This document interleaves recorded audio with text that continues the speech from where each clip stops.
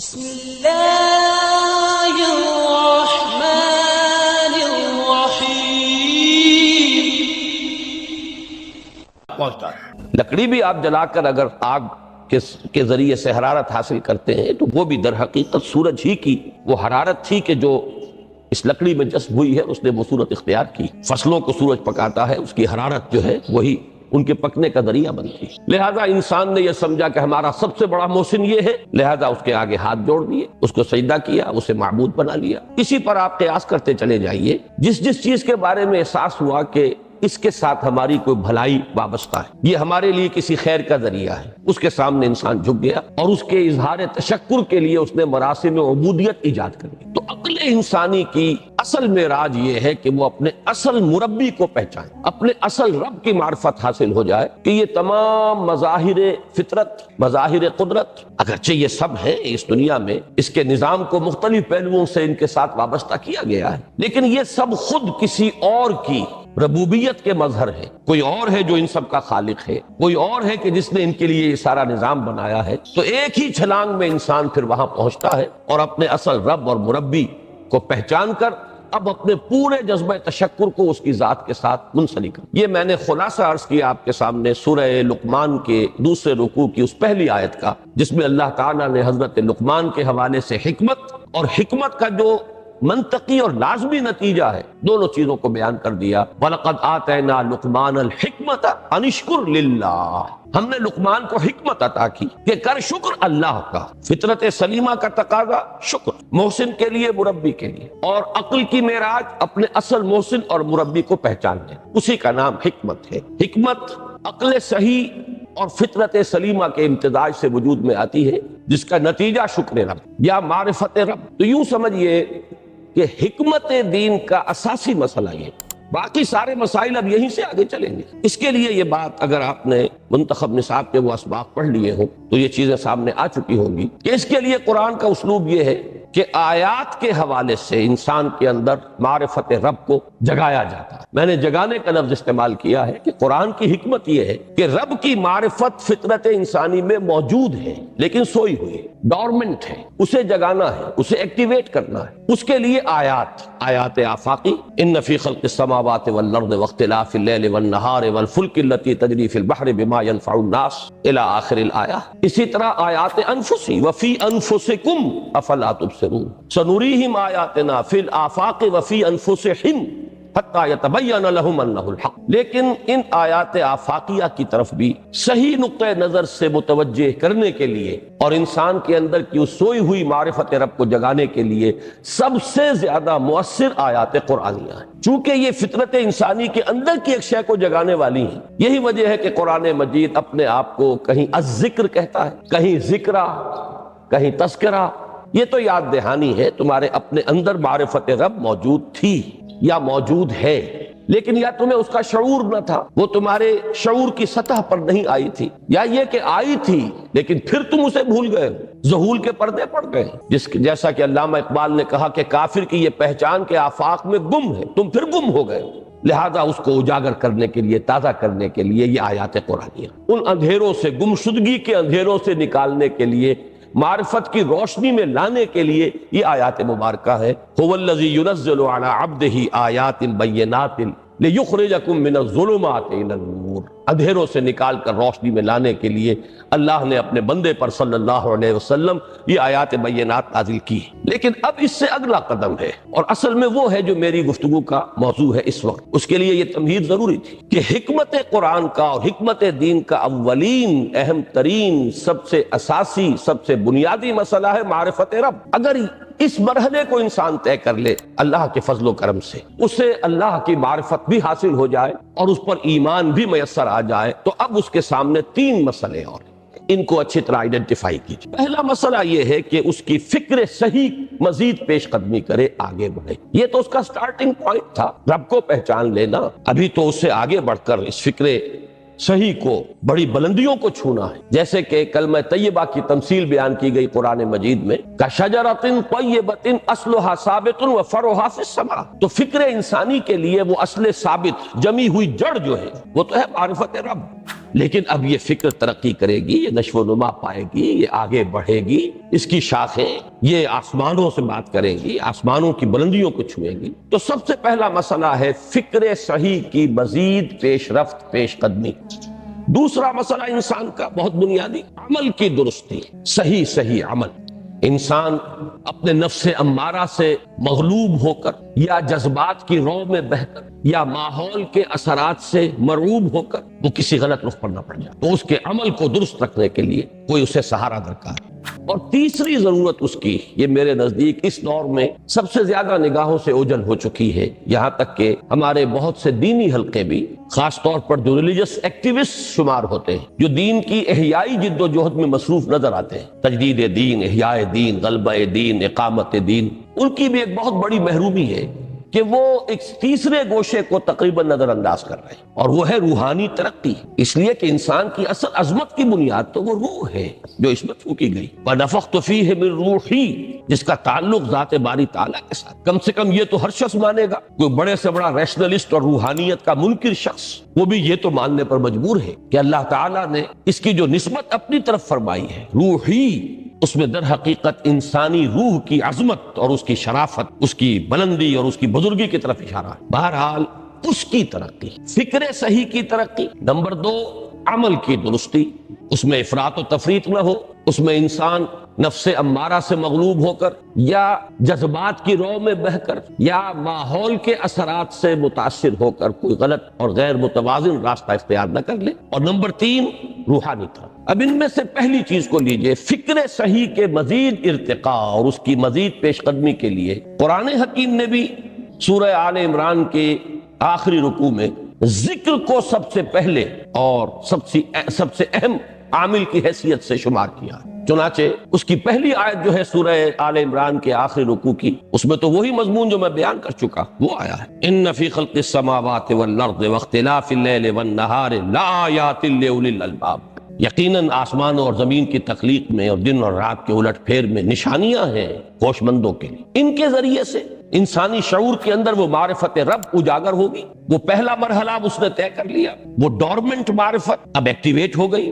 اب مزید فکر کا مرحلہ ہے جو اگلی آیت میں آیا ہے، الذین یذکرون اللہ قیاما وقعودا وعلی جنوبہم ویتفکرون فی خلق السماوات والارض ربنا ما خلقت ھذا باطلا سبحانک فقنا عذاب النار۔ یعنی تفکر جو ہے، یتفکرون فی خلق السماوات والارض، وہ تفکر کرتے ہیں، غور و فکر کرتے ہیں آسمان اور زمین کی تخلیق میں، لیکن اس تفکر کے ساتھ لازماً ذکر اور ذکر مدام، ذکر بھی وہ کہ جو مستقل ہو، ہر حالت میں ہو۔ الذین یذکرون اللہ قیاما وقعودا وعلی جنوبہم، وہ لوگ کہ جو اللہ کو یاد رکھتے ہیں، اللہ کا ذکر کرتے ہیں، کھڑے ہوئے بھی، بیٹھے ہوئے بھی، اور اپنے پہلوؤں کے بل یعنی لیٹے ہوئے بھی۔ اب ان تین کے سوا تو کوئی پوزیشن انسان کی نہیں ہے، اسی کا نام ہے دوام ذکر۔ اور اس کے ساتھ اگر وہ تفکر کرتے ہیں تو ان کا فکر اگلی منزل تک پہنچتا ہے۔ میں اس پر زیادہ بحث اس وقت نہیں کروں گا، اس وقت میں نے چونکہ وہ 3 باتیں بیان کی تھی، میں درجہ بدرجہ چاہتا ہوں کہ آگے بڑھوں اور ایک حد سے زیادہ کسی بھی مسئلے میں تجاوز نہ۔ یہ جو بات سورہ آل عمران کی آخری رکوع کی اس دوسری آیت میں آئی ہے، اسی کو مولانا روم نے بیان کیا ہے بہت ہی سادہ لیکن بڑے پرمغز شعر میں، این قدر گفتیم باقی فکر کن، فکر اگر جامد بوت رو ذکر کن۔ اس قدر تو ہم نے تمہیں بتا دیا، سمجھا دیا، یہ بات تو آ گئی تمہارے عقل میں، اب جاؤ خود غور کرو، مزید آگے پیش قدمی کرو۔ این قدر گفتیم باقی فکر کن، فکر اگر جامد بوت رو ذکر کن۔ فکر میں جمود آ جائے، فکر سست پڑ جائے تو جاؤ پھر ذکر کرو۔ تو یہ ذکر اور فکر گویا کہ گاڑی کے 2 پہیے ہیں کہ جن سے فکر انسانی صحیح رخ پر آگے بڑھے۔ اگر یہ ذکر ساتھ نہیں رہے گا تو فکر انسانی کج ہو جائے، تاثریا میرود دیوار کج، پھر وہ فکر جو ہے وہ بلندی کو کتنے ہی پہنچ جائے لیکن وہ ٹیڑھی بلندی ہوگی، وہ صراط مستقیم پر پیش قدمی کرنے والا فکر نہیں ہوگا۔ اسی کو علامہ اقبال نے اپنے 2 اشعار میں، چونکہ انہوں نے مولانا روم کو اپنا پیر بھی تسلیم کیا ہے، مرشد رومی، تو یہ فکر جو ہے، یہ خیال جو مولانا روم نے پیش کیا، اسی کو علامہ اقبال نے 2 اشعار میں، میں سمجھتا ہوں کہ مزید شکوہ کے ساتھ، مزید خوبصورت اور حسین انداز میں پیش کیا ہے۔ جز بقرآن زیغمی روباہی است فقر قرآن اصل شاہنشاہی اصل. قرآن کے بغیر اگر کوئی شعر بھی ہو تو وہ بھی اصل میں لومڑی ہے، اس کی کوئی حقیقت نہیں ہے، اس لیے کہ اصل شاہنشاہی جو ہے وہ تو فقر قرآن ہے. اب فقر قرآن کیا ہے؟ فقر قرآن اگر آپ لکھا ہوا دیکھیں گے اس کو تو اس کے آگے یہاں اب سوالیہ نشان آ جائے گا. فقر قرآن یعنی سوچو فقر قرآن کیا ہے، اور جواب ہے اختلاط ذکر و فکر. فقر قرآن امتزاج سے وجود میں آتا ہے کہ اس میں ذکر بھی ہو فکر بھی ہو. اور فکر را کامل نہ دیدم جز بے ذکر، میں نے فکر کو کبھی بھی اپنی منزل مقصود تک پہنچتا ہوا نہیں پایا جب تک کہ اس کے ساتھ ذکر نہ. تو پہلی شے تھی فکر انسانی کی صحیح رخ پر مزید پیش قدمی اور پیش رفت، اور اس کے لیے لازم ہے ذکر و فکر کا امتزاج. دوسری چیز کو لیجئے عمل کی درستی. اس عمل کی درستی کے لیے اللہ تعالیٰ کے ساتھ ایک گہرے تعلق کی ضرورت ہے. اس لیے کہ صبر کی بحث میں یہ مضامین شاید آپ کے سامنے آ گئے ہو کہ صبر جہاں مصیبت پر صبر ہوتا ہے، تکلیف پر صبر ہوتا ہے، اللہ کے احکام پر جمنا یہ بھی صبر ہے، نفس کی خواہشات کی باغ کو تھام کر رکھنا، کھینچ کر رکھنا یہ بھی صبر ہے، اور استقامت کسی شے پر قائم رہنا یہ بھی صبر ہے. تو عمل صحیح پر استقامت کے لیے وَاصْبِرْ وَمَا صَبْرُكَ إِلَّا بِاللَّهِ، اس صبر کی سب سے اہم جو بنیاد ہے، اس کا جو سب سے بڑا ذریعہ ہے، اس کا جو سب سے بڑا سہارا ہے، وَمَا صَبْرُكَ إِلَّا بِاللَّهِ، اس کے لیے ضرورت ہے ایک گہرے تعلق کی کہ اللہ کے ساتھ ایک ایسا تعلق برقرار رہے جو نہ صرف گہرا ہو بلکہ دائم و قائم ہو، مسلسل. ذرا ظہول ہوگا تعلق مع اللہ میں، ذرا کمی آئے گی شیطان کا وار کاری ہو جائے. اسی کو حضور نے حدیث میں یوں تعبیر کیا ہے تمثیلاً کہ جو دل اللہ کی یاد سے غافل ہے اس پر فارسی کا وہ مقولہ بھی ہے کہ خانہ خالی را دیو می گیرت، گھر خالی رہے تو جنات اس پر دیو جو ہے آ کر قبضہ جما لیتے ہیں. تو خانہ قلب جو ہے اگر یاد خدا بندی سے خالی ہو گیا تو شیطان ابلیس لعین اپنی تھوتنی ٹکا دیتا ہے. یہ لفظ آتا ہے سور کے منہ کے لیے تھوتنی، جس طرح اس کا نکلا ہوا سا منہ ہوتا ہے آگے، تو یہ لفظ استعمال کیا گیا کہ وہ اپنی تھوتنی انسان کے دل پر جما کر اور پھوکے مارنی شروع کر دیتا. تو شیطان کو موقع ہی تب ملتا ہے جب انسان کے تعلق مع اللہ کے اندر کبھی وہ خانہ بالکل خالی ہو گیا ہو یا اتنا ضعیف ہو گیا ہو کہ کل عدم ہو جائے، گویا کہ نہیں. تیسری چیز کی طرف آئیے، روحانی ترقی. روحانی ترقی کے لیے میں ایک اصطلاح آپ کے سامنے لا رہا ہوں، اس سے مراد کیا ہے؟ روحانی ترقی کے لیے ہماری دینی اصطلاح ہے تقرب اللہ، اللہ سے قریب تر ہوتے چلے جانا. اس پر میرا ایک کتابچہ بھی ہے، تقرب اللہ کے 2 مدارج، 2 درجے، جو در حقیقت ایک حدیث نبوی علیہ الصلوۃ والسلام ہی پر مبنی ہے کہ حضور نے ایک درجہ قرار دیا ہے تقرب بالفرائض، فرائض کے ذریعے سے انسان اللہ کا قرب حاصل کرے. ایک ہے تقرب بالنوافل، نوافل کے ذریعے سے اللہ کا قرب حاصل. ان میں کیا نسبت و تناسب ہے؟ اہمیت کے اعتبار سے کون بڑھ کر ہے، بلندی کے اعتبار سے کون بڑھ کر ہے، یہ تمام مسائل میں نے اپنی اس تقریر میں بیان کیے تھے جو اس کتابچے میں شائع ہوئی ہے. اس وقت میں اس کی تفصیل میں نہیں جا رہا، صرف یہ تذکرہ اس لیے کر رہا ہوں کہ جن کو بھی خواہش ہو جائے وہ اس کا مطالعہ کرے. ہماری اس وقت کی گفتگو سے وہ کتابچہ اس جگہ پر منسلک ہوگا. تو تقرب اللہ، یہ تقرب کوئی فزیکل فینومینن نہیں ہے، جسمانی یا مادی مسئلہ نہیں ہے. اللہ سے قرب یہ نہیں ہے کہ کوئی کروڑوں میل کا فاصلہ ہے، اب ہمیں کوئی رسی پر چڑھنا ہے اوپر بڑی محنت اور مشقت سے. فصل تو ہے ہی نہیں، فاصلہ ہے ہی نہیں، بعد ہے ہی نہیں. نحن اقرب الیہ من حبل الورید، ہم تو انسان سے اس کی شہرگ سے بھی زیادہ قریب. هو معکم اینما کنتم، وہ تو تمہارے ساتھ ہی ہوتا ہے جہاں کہیں بھی تم ہو، بس صرف یہ کہ تمہاری توجہ نہیں ہوتی، تم اور چیزوں میں مشغول و مصروف رہتے ہو، تم ہماری طرف دھیان ہی نہیں دیتے، تم ہماری طرف متوجہ ہی نہیں ہوتے. ہم تو مائل بے کرم ہے، کوئی سائل ہی نہیں، راہ دکھلائیں کسے رہنو منزل ہی نہیں. انسان جب متوجہ ہو جاتا ہے اور بڑھتا ہے، آگے پیش قدمی کرتا ہے روحانی اعتبار سے، تو یہ ہے در حقیقت تقرب اللہ، اور اسی کو ہم کہیں گے روحانی ترقی. اب ان 3 چیزوں کو اگر آپ نے ذہن میں جما لیا، پھر میری بات کی ترکیب اس کو ذہن میں قائم کیجئے. ہم چلے کہاں سے کہ دین کے ساتھ اصل مناسبت فلسفے کی نہیں، حکمت کی. نمبر 2، حکمت قرآنی کا پہلا اور اہم ترین اور بنیادی مسئلہ معرفت رب کا حصول ہے.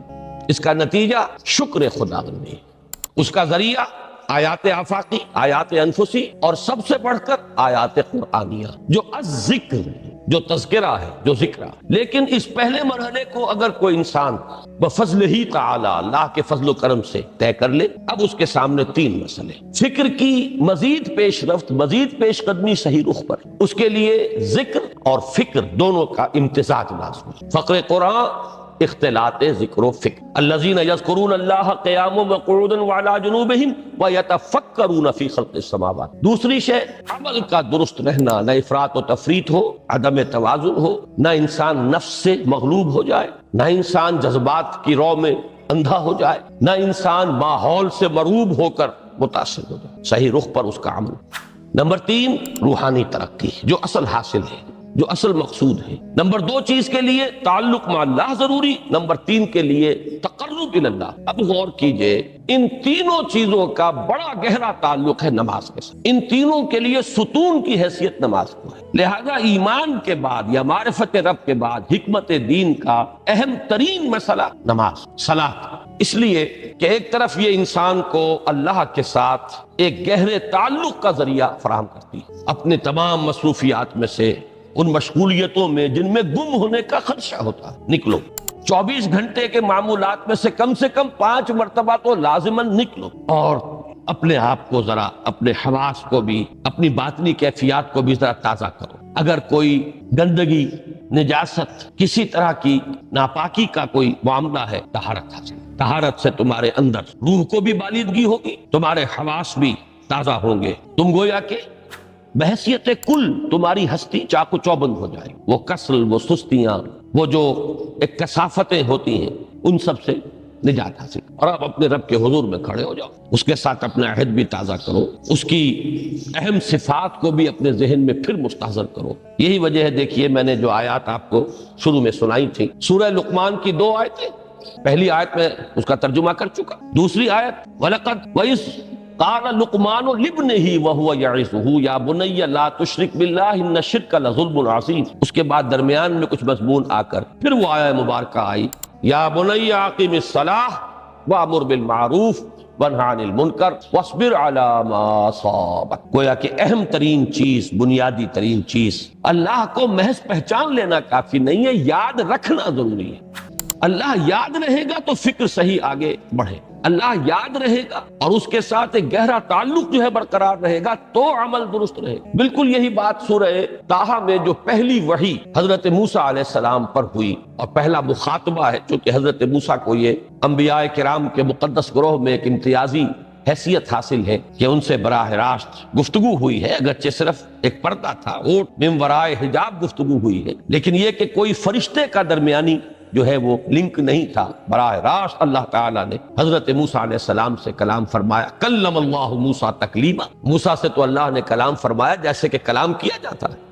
تو پہلا مخاطبہ ہے، یہ پہلا مکالمہ ہے، پہلی وحی کہیے، اسی میں یہ الفاظ بھی موجود ہیں، اننی انا اللہ لا الہ الا انا فاعبدنی وَأَقِمِ الصَّلَاةَ لِذِكْرِي۔ یہ گویا کہ حکمت قرآنی کا ایک بہت بڑا خزانہ ہے یہ آیت مبارک، کہ خود حضرت موسیٰ علیہ السلام کو جو ہدایت دی جا رہی ہے، میں ہوں، میں اللہ، اننی انا اللہ لا الہ الا انا، میرے سوا کوئی معبود نہیں، فاعبدنی، بس میری بندگی، میری عبادت، میری پرستش، میری محبت، اس کو اختیار کرو۔ وَأَقِمِ الصَّلَاةَ لِذِكْرِي، اور نماز کو قائم رکھو میری یاد کے۔ بلکہ اسی سلسلہ کلام میں آگے چل کر سورہ طٰہٰ میں آتا ہے، کافی گفت و شنید کے بعد جب حضرت موسیٰ نے کچھ معذرت بھی کی، کچھ دعائیں بھی کی، اللہ نے ایک دعا قبول بھی کی کہ ان کے بھائی کو بھی شریک کر دیا، حضرت ہارون کو بھی۔ اس کے بعد پھر جب فرمایا کہ اب جاؤ فرعون کی طرف، تو اس میں فرمایا وَلَا تَنِيَا فِي ذِكْرِي، اور دیکھنا یہ جو عظیم مشن تمہارے کندھے پر آ گیا ہے، بڑا بھاری اور کٹھن ایک فرض ہے جو تم پر عائد ہو گیا ہے، اس کے لیے سب سے بڑی تمہارے پاس جو قوت کا ذریعہ ہے وہ نماز ہے۔ فَلَا تَنِيَا عَنْ ذِكْرِي، میری یاد میں کبھی غفلت نہ کرنا، اس میں کبھی کوئی کمی نہ آنے دینا۔ جیسا کہ میں نے عرض کیا تھا کہ جیسے ہی وہ تعلق جو ہے کمزور پڑتا ہے یا منقطع ہو جائے معاذ اللہ، تو پھر انسان گویا کہ شیطان کے لیے ایک لقمہ تر بن جاتا ہے۔ اب آپ غور کیجئے، تیسری شے تقرب الی اللہ، اس کے حوالے سے بھی جو فرائض اور نوافل کی بات ہے اس کو اس وقت ذہن سے نکال کر یہ سمجھیے کہ اس میں نماز کا کیا مقام ہے، اس لیے کہ نماز فرض بھی ہے، نماز نفل بھی ہے، وہ تو ان دونوں میں شریک ہو جائے۔ اب اس کو لفظ صلاۃ کے حوالے سے آپ ان دونوں چیزوں کو سمجھیے۔ صاد لام واو یا یہ چونکہ حروف علت ایک دوسرے سے بدلتے رہتے ہیں، یہ جو مادہ ہے اس کی جو خالص لغوی اصل ہے، جو خالص عربی زبان میں اس کا بنیادی مفہوم ہے، وہ آگ جلانا یا آگ تاپنا یا آگ سینکنا، حرارت حاصل۔ لہذا بار بار آتا ہے جہنم کے ذکر میں، اسلوہا، اب جلو اس میں، تاپو اس کو، یہ سینکے گی تمہیں۔ بلکہ تفتلون کا لفظ آیا ہے حضرت موسیٰ کے کلام میں، جب وہ گئے تھے کوہ طور پر، جب پہنچ گئے تو تھے آگ کی تلاش میں، لعلکم تستلون، تو اپنے اہل خانہ سے یہی کہا تھا کہ مجھے کہیں وہ روشنی نظر آ رہی ہے، غالباً کوئی وہاں سے آگ مل سکے گی، ورنہ یہ کہ کوئی رہنمائی کو رستہ مجھے مل سکے گا، میں وہ آگ لے آؤں گا، کوئی چنگاری وہاں سے لے آؤں، لعلکم تستلون، تاکہ تم۔ اب یہ اصطلاح در حقیقت باب افتعال ہے، اور یہ تے یہاں پر توئے کی شکل اختیار کر گئی، تا نے توبن کی صورت اختیار کی صاد کی وجہ سے۔ بہرحال اس کا سب سے بنیادی مفہوم جو ہے وہ ہے تاپنا، سکائی حاصل کرنا، حرارت۔ اس کے حوالے سے سمجھ لیجئے کہ سب سے بنیادی تعلق اس کا جو ہے وہ روح کے ساتھ۔ روح میں محبت خداوندی کی آگ اگر ٹھنڈی پڑ گئی ہو، اگر محبت خداوندی کی حرارت میں کمی ہو گئی تو اس کو اثر نو، جس کو کہ میں آج سوچ رہا تھا تو ایک لفظ ذہن میں آیا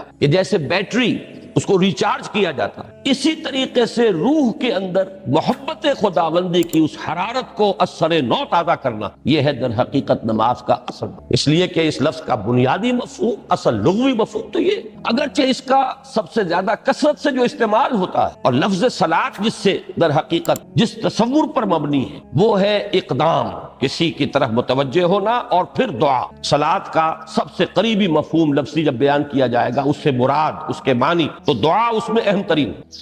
کسی کی طرف توجہ کرنا، مناجات کرنا، گفتگو کرنا، مخاطبہ، مکالمہ، دعا، یہ در حقیقت صلاۃ کا سب سے بڑا اصطلاحی مفہوم ہے۔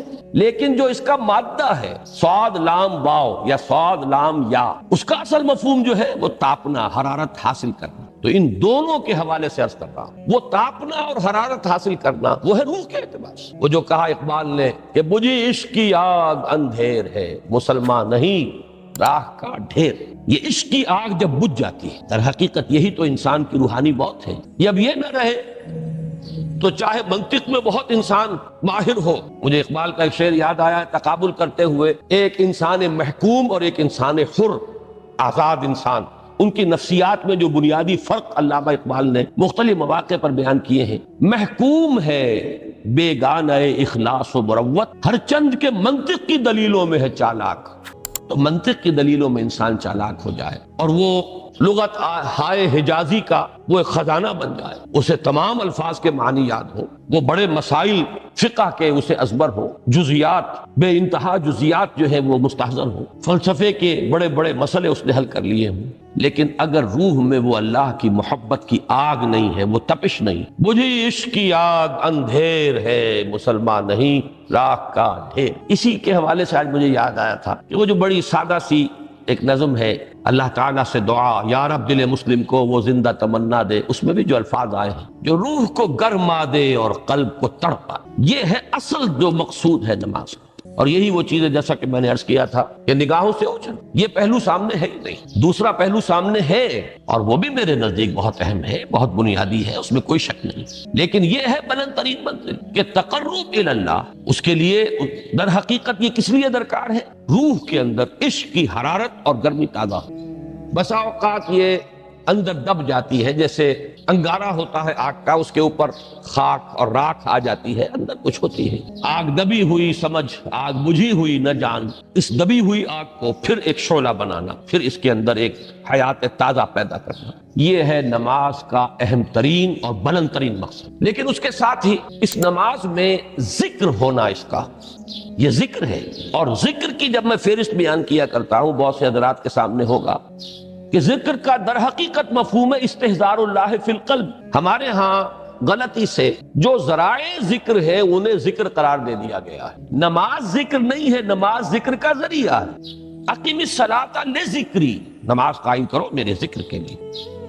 یہ اللہ اللہ کہنا یا ادعیہ معصورہ جو حضور صلی اللہ علیہ وسلم کی مسنون دعائیں ہیں، انہیں اپنے تمام معمولات دنیاوی کے ساتھ ساتھ ان دعاؤں کو بھی انسان پڑھتا رہے، اللہ سے دعا کرتا رہے، یہ تمام ذرائع ذکر ہیں۔ سبحان اللہ، الحمدللہ الحمدللہ، اس کا آپ ورد کیجئے، یہ بھی ذریعہ ذکر ہے۔ حقیقت میں ذکر ہے استحضار اللہ فی القلب، اللہ کو دل میں لے آنا، اللہ کو دل میں حاضر کر لینا، اصل میں تو ترجمہ ہوگا، لیکن حاضر جاننا، یہ کیفیت جو ہے انسان کو حاصل ہو۔ اب اس کے حوالے سے ذرا بات سمجھیے کہ ایک تو میں عرض کر چکا ہوں مجسم ذکر تو قرآن، لہذا ذکر کی فہرست جب آپ کریں گے ذرائع ذکر تو ان میں سب سے پہلے قرآن ہے، اس لیے کہ وہ ہماری حکمت کے پہلے مسئلے کو حل کر رہا ہے، بنیادی مسئلہ، اہم ترین مسئلہ۔ دوسرے نمبر پر ذکر جو ہے، اب اس کے لیے کچھ اصطلاحات جو میرے مختلف دروس میں شاید آپ کے سامنے بعد میں آئیں یا پہلی آ چکی ہوں، ان کے حوالے سے میری بات سمجھ۔ ایک ذکر غیابی ہے، تھرڈ پرسن میں، صیغہ غائب میں اللہ کی یاد کر، اللہ اکبر اللہ اکبر اللہ اکبر۔ ابھی اللہ اکبر جو ہے یہ جملہ ہے اسمیہ خبریہ ہے، ایک حقیقت کی تکرار آپ کر رہے ہیں، اللہ سب سے بڑا ہے، اللہ سب سے بڑا ہے، سبحان اللہ سبحان اللہ سبحان اللہ۔ یہ در حقیقت ذکر غیابی ہے کہ آپ اس میں مخاطب نہیں ہیں اللہ سے، ایک ذکر خطابی کہیں یا ذکر حضوری کہیں جس میں مکالمہ ہوتا ہے، جس میں گفتگو ہوتی ہے۔ تو نماز در حقیقت ذکر حضوری اور ذکر خطابی کی بلند ترین شکل، اس لیے میں نے عرض کیا تھا کہ نماز کے لفظ یا صلاۃ کے لفظ، یہ اصطلاحی معنی جو اکثر و بیشتر کیے جاتے ہیں وہ ہے دعا، اور دعا میں ہوتا کیا ہے؟ مکالمہ ہے، مخاطب، اے اللہ، اے میرے رب، اے پروردگار۔ پھر یہ کہ اس میں اقدام اور کسی کی طرف متوجہ ہونا، یہی وجہ ہے کہ افتتاح صلاۃ، نماز کو شروع کرنے کے لیے ایک تو وہ الفاظ جو قرآن مجید میں آئے ہیں، انی وجہت وجہی للذی فطر السماوات والارض حنیفا وما انا من المشرکین، یہ ہے توجہ کا ارتکاز،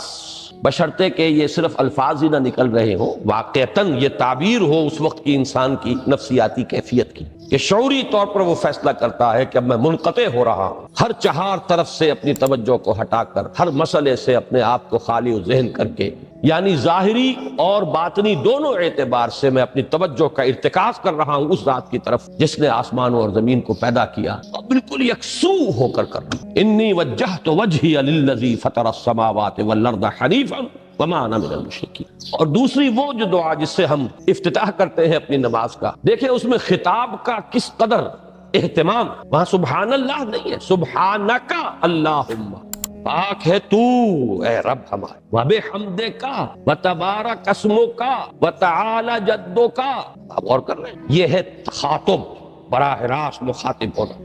یہ گویا کہ لب لباب میں آپ کے سامنے عرض کر رہا ہوں علامہ اقبال کے خطبے کا، دی میننگ آف پریئر ان اسلام۔ خطبات جو ہیں ان کے مشہور، ان میں غالباً یہ تیسرا یا چوتھا لیکچر ہے کہ اس میں تصور یہ دیا گیا ہے کہ دو ہی انائیں ہیں، ایک انائے کبیر اننی انا اللہ لا الہ الا انا، یہ وہ انائے کبیر ہے، انائے مطلق ہے، میں، بہت بڑی میں، جس کو کہ علامہ اقبال نے کہا دی بگ آئی ایم۔ یہ بگ آئی ایم جو ہے وہ سورہ طٰہٰ کی اس آیت میں ہے، اور میرے علم کی حد تک کوئی اور مقام نہیں ہے جس میں اس قدر جلال ہو۔ اللہ نے اس طور سے اپنی انانیت کبریٰ اور انانیت مطلقہ کا اظہار اس بلند آہنگ کے ساتھ کیا ہو، اننی انا اللہ لا الہ الا انا۔ وہ انائے کبیر اور یہ انائے صغیر، یہ انائے محدود، یہ چھوٹی سی ایک انا ہے، میں، یہ میں ہوں۔ آپ جب کہتے ہیں میں، بڑی محدود سی ایک انا، دی فائنائٹ ایگو، انائے محدود اور انفائنائٹ ایگو۔ اور صلاۃ اصل میں کیا ہے؟ اس چھوٹی انا کا بڑی انا کے سامنے آ کر، روبرو ہو کر، جو کبھی ٹیلی ویژن کا ایک پروگرام ہوا کرتا تھا، روبرو ہو کر خطاب۔ ایک ہے وہ صیغہ غائب میں تکرار، سبحان اللہ سبحان، وہ بھی بہت اہم ہے، اس کا اپنی جگہ پر فائدہ ہے، لیکن ہر شے کے درجے ہیں۔ اگر حفظ مراتب نہ کنی زندگی، اگر آپ ان کے درجوں کا علیحدہ علیحدہ لحاظ نہیں کریں گے تو غلط رخ پر پڑ جائے۔ تو یہ جو دو ذکر خطابی یا ذکر حضوری ہے، نماز اصل میں اس کی بلند ترین شکل، یہی وجہ ہے کہ سبحانک اللہم وبحمدک وتبارک اسمک وتعالی جدک ولا الہ غیرک۔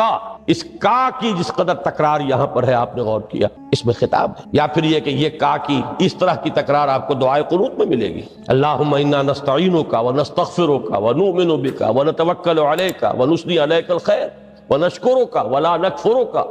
اب یہ جو ہے یہ در حقیقت خطاب کا اندازہ ہے کہ براہ راست گفتگو ہو رہی. تو سب سے پہلی بات تو یہ ہوئی کہ ذکر کی ایک شکل ہے ذکر غیابی، دوسری ذکر حضوری، اور ذکر حضوری یا ذکر خطابی کی بلند ترین منزل، بلند ترین اس کا ذریعہ نماز. اس کو ایک پہلو سے اور سمجھ لیجئے. سورہ فاتحہ جب پھر ہم پڑھتے ہیں جسے الصلاۃ کہا گیا ہے، جو لب لباب ہے، خلاصہ ہے، اس میں پھر تدریجاً غیاب سے حضور کی طرف پیش قدمی ہوتی. الحمدللہ رب العالمین الرحمن الرحیم مالک یوم الدین، یہ ذکر غیابی ہے، اس میں ابھی خطاب نہیں آیا. یہ وہی جملہ اسمیہ ہے.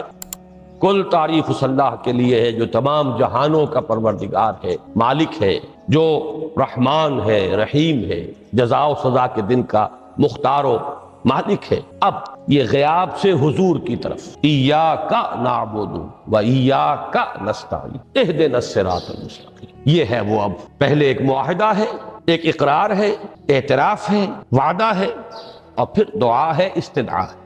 یہ ہے غیاب سے حضور کی طرف تدریجاً ارتقاء. یہی وجہ ہے، اب نوٹ کر لیجئے وہ چھوٹی سی حدیث، یہ بھولنی نہیں چاہیے. الصلاۃ معراج المومنین، اس لیے کہ مخاطبہ الہی براہ راست حضور کو جو حاصل ہوا وہ معراج میں ہوا. التحیات کا مکالمہ وہی ہوا، لہذا اس کو نوٹ کر لیجئے کہ باقی جو وہی ہوئی ہے حضرت جبرائیل کے ذریعے سے ہوئی ہے، یا کوئی الہام ہوا ہے، حضور کے قلب مبارک پر کوئی شے القاء کی گئی ہے، تو وہ دوسری نوعیت کی وہی ہے. وہ جو مخاطبہ حضرت موسیٰ علیہ السلام کو وہ اس دنیا ہی میں حاصل ہوا ہے، کوہ طور کی بلندیوں پر، یہی ان کی امتیازی شان ہے. کلم اللہ موسیٰ تکلیما، یہ براہ راست مخاطبہ جو ہے یہ حضور صلی اللہ علیہ وسلم کو معراج کی شب یہ آپ کو حاصل ہوا، اور حضور نے اسی لیے نماز کو معراج المومنین قرار دیا، اس لیے کہ اس میں وہی براہ راست مخاطبہ اور مکالمہ اور وہی گفتگو ہے جو ہو رہی ہے.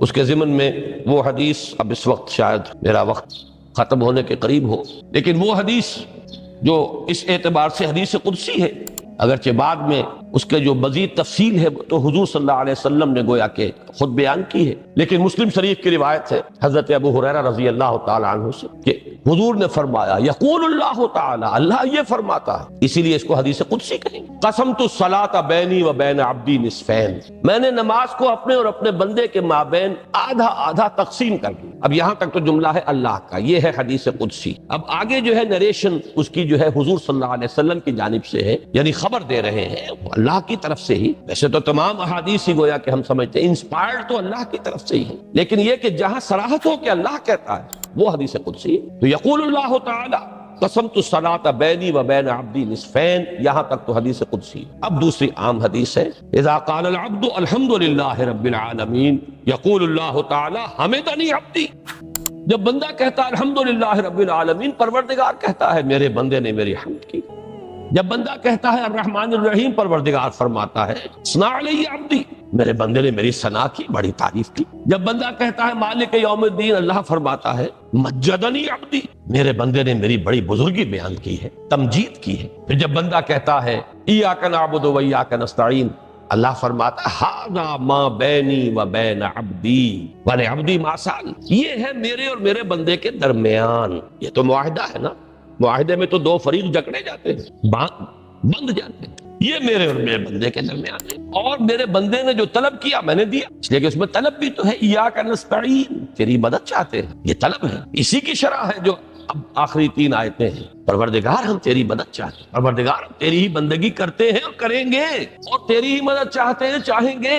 اگر حال میں اس کا ترجمہ کریں گے زمانہ حال کے اعتبار سے، اس لیے کہ فعل مضارع میں تو دونوں موجود ہیں، شامل ہیں، تو یہ ایک اعتراف ہے، اظہار حال ہے. اللہ کرے کہ وہ واقعتاً صحیح اظہار حال ہو، ہم واقعی اللہ کی بندگی کرتے ہوئے یہ کہیں کہ ایاک نعبد. ورنہ اگر ہماری اصل صورتحال سے وہ مطابقت نہ رکھتا ہو تو پھر تو ایک طرح کا جھوٹ ہو جائے گا، غلط بیانی ہو جائے گا. ایاک نعبد، تیری ہی بندگی کرتے ہیں، اور مستقبل میں کیجئے، کریں گے، یہ ہے عہد. تیری ہی مدد چاہتے ہیں، تجھی سے مدد طلب کرتے ہیں، تجھی سے مدد چاہتے رہیں گے. اس کے لیے فرمایا وَلِعَبْدِ مَا سَأَلَ، اور پھر اس کے بعد وہ استدعاء ہے، اهدنا الصراط المستقیم صراط الذین انعمت علیہم غیر المغضوب علیہم ولا الضالین. اس حدیث میں اس کو ایک ہی جملے کو لیا گیا ہے، ایک ہی جملے کی حیثیت سے. جب بندہ یہ کہتا ہے تو اللہ فرماتا ہے ھذا لعبدی ولعبدی ما سأل، یہ خالص میرے بندے کے لیے ہے. اس بندے نے ایک درخواست پیش کی ہے اور میں نے گرانٹ کی، وہ اپلیکیشن، وہ ریکویسٹ گرانٹڈ، ہم نے دے دی، بھلے عبدی ما سأل۔ یہ ہے اس کی تاثیر کا عالم، بشرطے کے معاملہ شعور کے ساتھ، بشرطے کے مطابقت ہو ظاہر اور باطن کی، بشرطے کے مطابقت ہو قول اور فعل کی، تو اس کا اتنا اونچا مقام ہے کہ ایک ایک جملہ ادھر ادا ہوا، ادھر اللہ کی طرف سے رسپانس مل رہی ہے۔ افلاک سے آتا ہے نالوں کا جواب آخر، اٹھتے ہیں حجاب آخر، کرتے ہیں خطاب آخر۔ یہ خطاب ہے، مخاطبہ ہے، مکالمہ ہے، یہ ہے اصل نماز۔ اسی لیے اسی کو کہا گیا نماز۔ البتہ اب اس سے آگے بڑھیے، ذکر کی ایک اور شکل بھی ہے، اور وہ ذکر عملی ہے۔ ایک تو ہم نے کہا اللہ اکبر، اللہ بہت بڑا ہے، سب سے بڑا ہے، یہ جیسا کہ میں نے عرض کیا ایک اعتبار سے تو ذکر غیابی ہو گیا۔ دوسرے یہ کہ یہ ایک فکری لسانی ذکر ہے، ہم نے کہہ دیا۔ ایک ہے اسی کے ساتھ ایک عملی ڈیمانسٹریشن، جب یہ کہتا ہوا انسان سیدھا سجدے میں گرتا ہے تو در حقیقت یہ اس اللہ اکبر کی تعمیل ہے۔ لہذا نماز میں جہاں ذکر غیابی بھی ہے، سورہ فاتحہ کی پہلی 3 آیات، جہاں الذکر کا حصہ بھی ہے، کچھ نہ کچھ قرآن آپ پڑھیں گے اس میں، پھر یہ کہ ذکر حضوری اور ذکر خطابی بھی ہے کہ آپ نے اللہ سے عہد و پیمان کیا، قول و قرار کیا، استدعا کی۔ اس کے ساتھ ہی ذکر عملی بھی ہے کہ جھکنا، اللہ کی تعظیم میں انسان جھکتا ہے۔ آپ اپنے کسی بزرگ سے جب ملاقات کرتے ہیں تو جھک کر سلام، تھوڑا سا جھکنا، زیادہ جھکنے کی تو اجازت نہیں ہے، لیکن یہ کہ تھوڑا سا خم آتا ہے، یہ بھی طبیعت کی بات ہے۔ میں سمجھتا ہوں فطرت میں جیسے شکر ہے ویسے ہی اس قدر تعظیم تو فطرت انسانی میں موجود ہے۔ آپ استاد کے سامنے آئیں گے تھوڑا سا خم کھائیں، آپ اپنے کسی بڑے بزرگ رشتہ دار کس سے ملیں گے تو تھوڑا سا خم لا محالہ ہو۔ یہ در حقیقت اس آپ کے فکر کی ایک عملی تعبیر، اس کا عملی مظہر ہے کہ آپ نے اس ہستی کی تعظیم کی ہے، اس کی عظمت کا اقرار اور اعتراف کیا ہے۔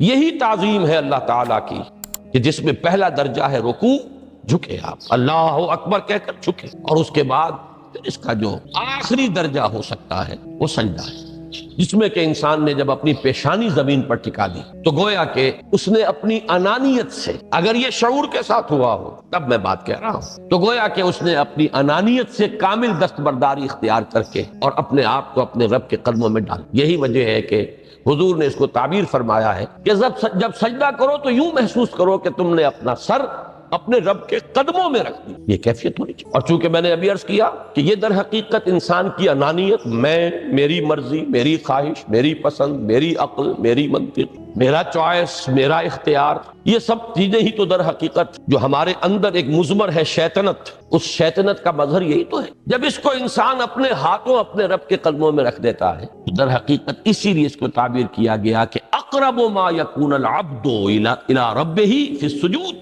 بندہ اپنے رب سے قریب ترین جو ہوتا ہے وہ سجدے میں ہوتا ہے، بشرطے کہ وہ سجدہ واقعی سجدہ۔ اس میں حقیقت یہ ہے کہ اقبال کا وہ شعر بڑی صحیح تعبیر ہے، وہ سجدہ روح زمین جس سے کانپ جاتی تھی، یہ ہے اصل میں تعبیر۔ اسی کو آج ترستے ہیں منبر و محراب، سجدوں پر سجدے اور رکعتوں کے ڈھیر لگ گئے ہوں، اور 17 رکعتیں پوری نماز عشاء کی انسان نے ادا کی ہوں گن گن کر، اور 17 رکعتوں میں آپ کو معلوم ہے 34 تو سجدے ہو ہی گئے، تو سجدوں پر سجدے اور رکعتوں کے ڈھیر، لیکن یہ کہ اگر وہ کیفیت آپ کی صحیح عکاسی نہیں کر رہی ہے آپ کے ذہن کی، آپ کی نفسیاتی کیفیت کی، آپ کی قلبی کیفیت کی، آپ کے شعور کی، تو پھر ٹھیک ہے، ثواب تو ملے گا اس نماز سے بھی، اس لیے کہ ثواب کا نہ ملنا تو ظلم ہوگا، سوائے ایک بات کے کہ اس میں اگر کوئی ریاکاری ہے، دوسروں کو دکھانے کے لیے نماز پڑھی گئی ہے، تو ریاکاری تو زیرو کے مانند ہے کہ اس سے جو شے ضرب کھاتی ہے زیرو ہو جاتی ہے۔ 1 کروڑ کی تعداد عدد کو آپ زیرو سے ضرب دے زیرو ہو گئے، تو ریاکاری تو زیرو کر دینے والی، بلکہ زیرو ہی نہیں کرتی، وہ شرک تک پہنچا دیتی۔ من صلی یرائی فقد اشرکا ومن صام یرائی فقد اشرکا ومن تصدق یرائی فقد اشرکا، جس نے دکھانے کے لیے نماز پڑھی اس نے شرک کیا، جس نے دکھانے کے لیے روزہ رکھا اس نے شرک کیا، جس نے دکھانے کے لیے صدقہ خیرات کیا اس نے شرک کی۔ لیکن یہ کہ اگر یہ بات نہیں ہے، اگر ریاکاری نہیں ہے، کوئی بدنیتی نہیں ہے، تو ایک شخص نے وقت نکالا ہے، اسی وقت میں وہ اپنا کوئی اور کام کر سکتا تھا، کوئی 2-4 پیسے کما سکتا تھا، کوئی اور دھندا دنیا کا جو ہے کرتا، لہذا اگر وہ نہیں ہے، ریا نہیں ہے، تب اس کا اجر تو لازم ہے، اس نے کچھ ڈیوٹ کیا ہے، کچھ نہ کچھ سیکریفائس کیا ہے، کچھ نہ کچھ قربانی دی، لیکن یہ کہ پھر وہ نماز یہ نہیں ہے، وہ سجدہ روح زمین جس سے کانپ جاتی تھی، اسی کو آج ترستے ہیں منبر و محراب۔ وہ سجدہ واقعتاً انسان اشرف المخلوقات وہ جب اپنے اس گہرے شعور اور احساس کے ساتھ سر بسجود ہوتا ہے تو یہ ہے اقرب ما یکون العبد الی اللہ۔